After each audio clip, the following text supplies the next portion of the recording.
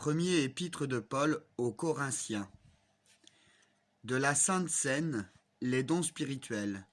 1 Corinthiens 12. Pour ce qui concerne les dons spirituels, je ne veux pas, frères, que vous soyez dans l'ignorance. Vous savez que, lorsque vous étiez païens, vous vous laissiez entraîner vers les idoles muettes selon que vous étiez conduits.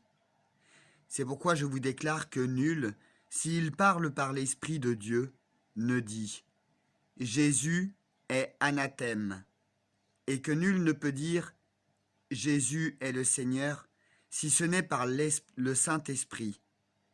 Il y a diversité de dons, mais le même Esprit, diversité de ministères, mais le même Seigneur, diversité d'opérations, mais le même Dieu qui opère tout en tous. Or, à chacun la manifestation de l'Esprit est donnée pour l'utilité commune.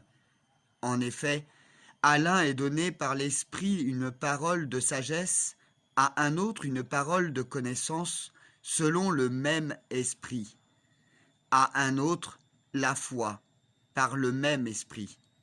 À un autre, le don des guérisons, par le même Esprit. À un autre, le don d'opérer des miracles. À un autre, la prophétie. À un autre, le discernement des esprits. À un autre, la diversité des langues. À un autre, l'interprétation des langues. Un seul et même esprit opère toutes ces choses, les distribuant à chacun en particulier comme il veut. Car, comme le corps est un et a plusieurs membres, et comme tous les membres du corps, malgré leur nombre, ne forment qu'un seul corps, ainsi en est-il de Christ. Nous avons tous, en effet, été baptisés dans un seul esprit, pour former un seul corps, soit juif, soit grec, soit esclave, soit libre, et nous avons tous été abreuvés d'un seul esprit. Ainsi le corps n'est pas un seul membre, mais il est formé de plusieurs membres. Si le pied disait « Parce que je ne suis pas une main, je ne suis pas du corps », ne serait-il pas du corps pour cela?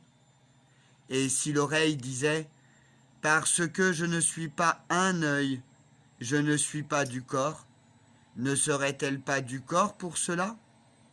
Si tout le corps était œil, où serait l'ouïe? S'il était tout, oui, où serait l'odorat?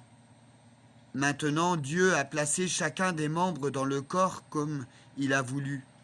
Si tout était un seul membre, où serait le corps? Maintenant donc, il y a plusieurs membres et un seul corps. L'œil ne peut pas dire à la main « Je n'ai pas besoin de toi », ni la tête dire aux pieds « Je n'ai pas besoin de vous », mais bien plutôt « Les membres du corps qui paraissent être les plus faibles sont nécessaires, et ceux que nous estimons être les moins honorables du corps, nous les entourons d'un plus grand honneur. Ainsi, nos membres les moins honnêtes reçoivent le plus d'honneur, tandis que ceux qui sont honnêtes n'en ont pas besoin. Dieu a disposé le corps de manière à donner plus d'honneur à ceux qui en manquaient, afin qu'il n'y ait pas de division dans le corps, mais que les membres aient également soin les uns des autres. Et si un membre souffre, tous les membres souffrent avec lui. Si un membre est honoré, tous les membres se réjouissent avec lui. Vous êtes le corps de Christ, et vous êtes ses membres, chacun pour sa part. Et Dieu a établi dans l'Église premièrement des apôtres, secondement des prophètes, troisièmement des docteurs, ensuite ceux qui ont le don des miracles, puis ceux qui ont des dons de guérir, de secourir, de gouverner, de parler diverses langues. Tous sont-ils apôtres? Tous sont-ils prophètes? Tous sont-ils docteurs? Tous ont-ils le don des miracles? Tous ont-ils le don des guérisons? Tous parlent-ils en langue? Tous interprètent-ils? Aspirez aux dons les meilleurs, et je vais encore vous montrer une voie par excellence.